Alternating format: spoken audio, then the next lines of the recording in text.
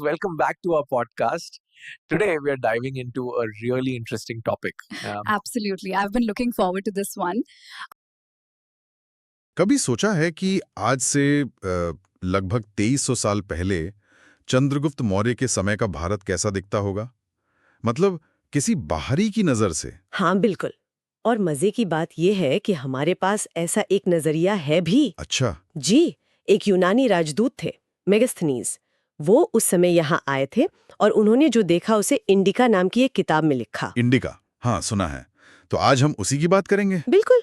जैसा कि हमारा अतीत YouTube चैनल के एक वीडियो में भी बताया गया है, हम आज इंडिका पर ही बात करेंगे। लेकिन एक पेच है ना? मतलब असली इंडिका तो अब है नहीं। सही कहा, वो तो खो गई। पर बाद के जो यूनानी और रोमन लेखक थे, उन्होंने अपनी किताबों में इंडिका से इतने सारे हवाले दिए, इतने कोट्स लिए, अच्छा, कि उन्हीं टुकड़ों को जोड़कर उसे दोबारा एक तरह से समझने की कोशिश की गई है। तो आज हम उन्हीं टुकड़ों के सहारे ये जानेंगे कि मेगास्थनीज ने उस समय के जम्बूद्वीप, जैसा वो कहते थे, उसके बारे में क्या खास देखा। हाँ बिल्कुल। तो सबसे पहले ये मेगास्थनीज थे कौन? हाँ बताइए। देखिए, इनका जन्म हुआ था करीब 350 ईसा पूर्व में, एशिया माइनर में, जो आज का तुर्की है। ओके। और ये राजदूत थे सेल्यूकस निकेटर के। सेल्यूकस निकेटर सिकंदर का सेनापति है ना, जो बाद में उधर फारस बेबीलोन का शासक बना। हाँ बिल्कुल वही। तो सेल्यूकस ने ही मेगास्थनीज को अपना राजदूत बनाकर चंद्रगुप्त मौर्य के दरबार में भेजा था। चंद्रगुप्त मौर्य, जिन्हें मेगास्थनीज अपनी किताब में सैंड्रोकोटस कहता है शायद। एकदम सही, सैंड्रोकोटस। तो पाटलिपुत्र में रहते हुए मेगास्थनीज ने जो भी देखा, सुना, अनुभव किया, वो सब उन्होंने इंडिका में लिख दिया। और जैसा आपने कहा, ओरिजिनल किताब तो गुम हो गई। हाँ, फिर बहुत बाद में एक जर्मन स्कॉलर थे, डॉक्टर श्वानबेक। उन्होंने ये जो बिखरे हुए कोट्स थे ना अलग अलग किताबों में, उनको इकट्ठा किया। अच्छा, मेहनत का काम रहा होगा। बहुत ज्यादा। और फिर उसका जर्मन से अंग्रेजी में अनुवाद हुआ और फिर हिंदी में भी।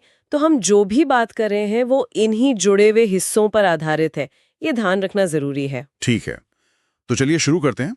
मेगास्थनीज ने उस जमाने के भारत या जम्मू द्वीप को कैसा पाया? नाम से शुरू करते हैं। हाँ, तो उन्होंने जमीन को इंडिका का जम्बू द्वीप नाम का जिक्र मिलता है, पर भारत नाम उन्होंने इस्तेमाल नहीं किया है। दिलचस्प। और भूगोल, देश कैसा दिखता था उनकी नजर में? उन्होंने लिखा कि देश का आकार लगभग चौकोर जैसा है। चौकोर? हाँ, पूरब और दक्षिण में तो समंदर ही समंदर, उत्तर में बर्फीले पहाड़ जिन्हें वो हेमोदी कहते हैं, शायद हिमालय। हो सकता है। और पश्चिम में सिंधु नदी, और सिंधु के पार का जो इलाका है उसे वो आर्यावर्त बताते हैं। आर्यावर्त, तो वो शायद आज का अफगानिस्तान, ईरान, पाकिस्तान वाला इलाका होगा। हाँ, संभवतः वही।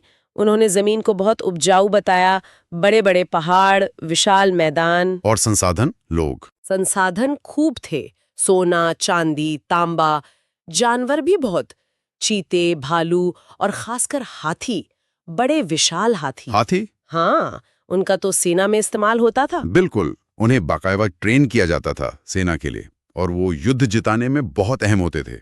और लोग भी सेहतमंद, मजबूत, कद काठी के।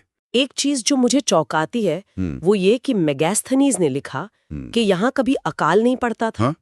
ये उन्होंने लिखा है कि अकाल नहीं पड़ता। हाँ। हवा बहुत साफ और पानी तो दुनिया में सबसे अच्छा। वाह।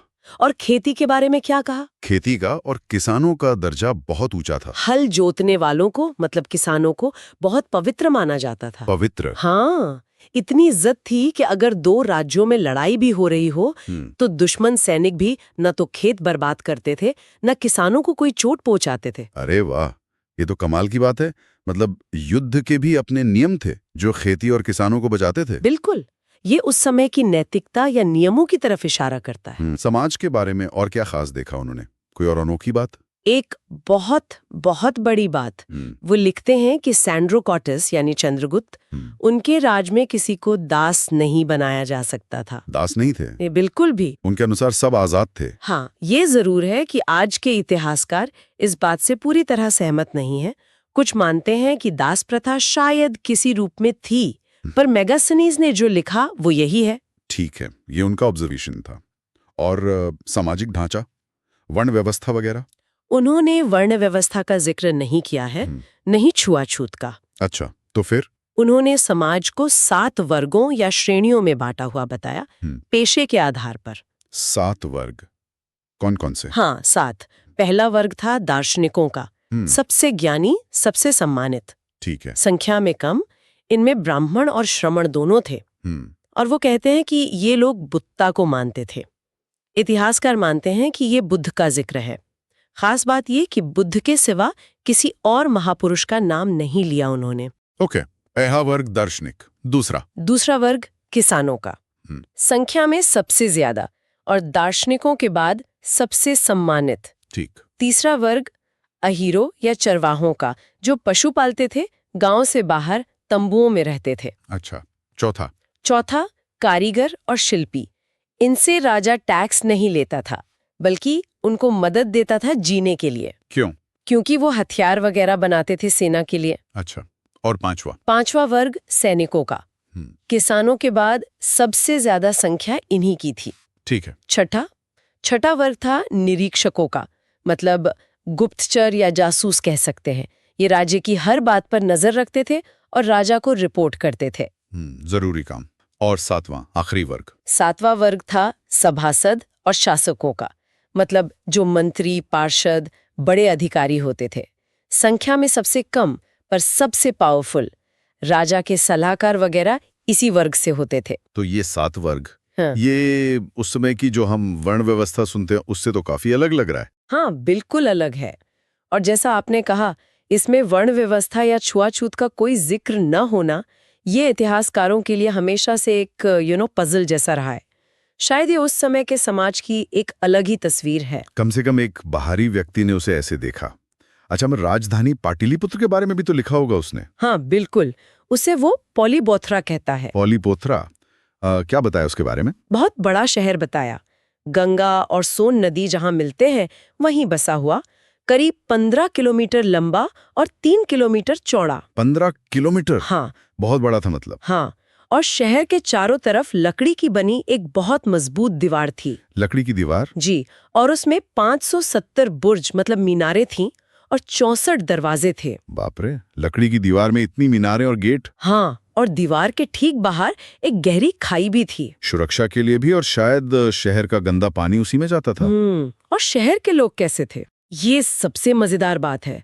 मेगास्थनीज लिखता है कि लोग इतने ईमानदार थे कि घरों में ताले ही नहीं लगाते थे। क्या बात कर रहे हैं? ताले नहीं लगाते थे? हाँ, और अपने घर यूं ही खुले छोड़कर चले जाते थे। चोरी का कोई डर ही नहीं था। आज तो ये सोचना भी मुश्किल है। कमाल है ना?